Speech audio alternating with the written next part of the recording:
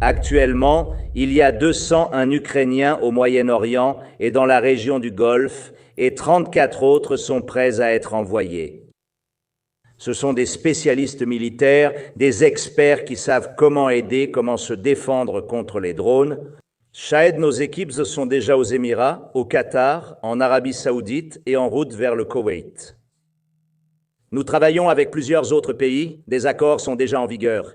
Nous ne voulons pas que cette terreur du régime iranien contre ses voisins réussisse et j'ai envoyé ces spécialistes militaires à la demande de nos partenaires, y compris les États-Unis. En fait, cela fait partie de l'accord sur les drones que nous avons proposé aux États-Unis, sur lequel nous travaillons ensemble et qui est toujours en cours. Le Royaume-Uni voit très clairement ces opportunités.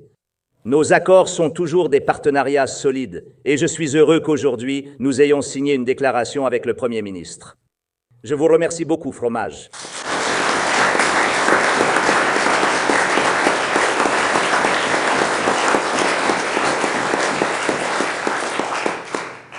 Les armées au Moyen-Orient et dans la région du Golfe disposent d'une bonne protection contre les missiles, y compris les missiles balistiques iraniens. Les systèmes Patriot et Tchad fonctionnent bien, même s'ils sont coûteux, mais les régimes terroristes cherchent toujours des moyens de percer les défenses et de rendre l'acte de tuer moins cher. L'Iran a commencé à produire des drones Shahed il y a des années, des drones d'attaque qui maintenant, après des mises à jour, sont encore plus dangereux que les missiles. En Ukraine, nous avons dû apprendre à nous défendre contre eux. Il y a environ 3 ans, la Russie a reçu des Shaheds du régime iranien. Ce sont des drones conçus pour détruire des cibles d'infrastructures critiques coûteuses à un faible coût. L'Iran a appris à la Russie comment les lancer et a fourni la technologie pour les produire, puis la Russie les a perfectionnés. Et maintenant, nous avons des preuves claires que les Shaheds iraniens utilisés dans la région contiennent des composants russes. Par conséquent, ce qui se passe autour de l'Iran aujourd'hui n'est pas une guerre lointaine pour nous à cause de la coopération entre la Russie et l'Iran. Et nous ne croyons pas que nous ayons le droit d'être indifférents, même si nous sommes séparés de la situation. Souffrance ou danger partagés au bord d'un vaste océan, un océan aussi grand et beau soit-il, ou quoi que ce soit d'autre, des missiles balistiques peuvent atteindre des cibles à des milliers de kilomètres, des drones peuvent faire de même. Mais si le mal l'emporte, l'évolution de la guerre franchira toutes les distances. À la surface de la Terre, aucun océan n'aidera, qu'il s'agisse d'un désert ou d'une montagne, c'est pourquoi il est extrêmement précieux d'aider à protéger la vie. Les régimes de la Russie et de l'Iran sont unis par le même sentiment de haine, et c'est pourquoi ils sont frères d'armes. Et nous voulons que des régimes fondés sur la haine ne gagnent jamais, jamais en rien, et nous voulons qu'aucun de ces régimes ne menace l'Europe ou nos partenaires. Pouvons-nous simplement coexister avec de tels régimes ? L'Ukraine a essayé de vivre pacifiquement avec la Russie, et il y a eu 2 invasions en 10 ans. Malheureusement, c'est le résultat que nous voyons. Le Moyen-Orient n'a pas connu une seule année de véritable paix avec ce régime en Iran. Et nous entrons dans une époque où ces régimes acquièrent de nouvelles façons de tuer, à moindre coût et à longue distance, en utilisant l'IA comme auparavant. Simplement parce qu'ils veulent vous détruire et peuvent forcer leur propre peuple à travailler pour la guerre. Un Shahed iranien coûte environ 50 000 $ à abattre.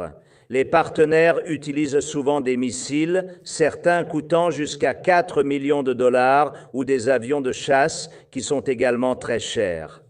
Les Iraniens savaient qu'aucune défense aérienne au monde ne serait suffisante pour arrêter ces drones, cette quantité de drones, et c'est nous qui avons changé cela en Ukraine.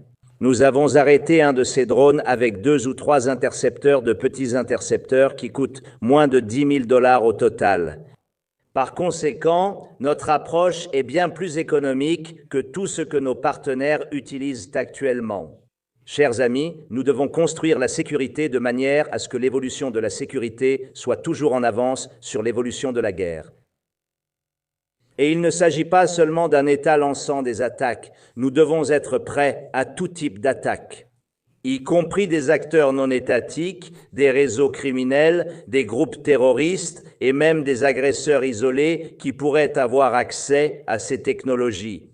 Avec la prolifération des drones, les attaques de masse ne coûtent plus des milliards, elles coûtent beaucoup moins cher. Malheureusement, il n'y a plus seulement un riche fou comme Poutine qui peut se permettre cela.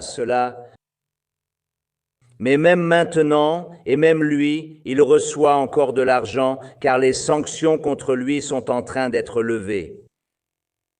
Et bien sûr, je remercie le Royaume-Uni de ne pas faire cela, merci beaucoup. Et nous voyons les choses de la même manière. Un soutien fort à l'Ukraine, des sanctions strictes contre la Russie et des projets de défense conjoints sont la seule base pour une diplomatie efficace. Pour mettre fin à cette guerre, les agresseurs ne mettent pas fin aux guerres parce qu'ils le veulent soudainement. Ils s'arrêtent quand ils ne peuvent plus continuer. C'est pourquoi la pression est cruciale. Je remercie la Grande-Bretagne de le comprendre. Merci.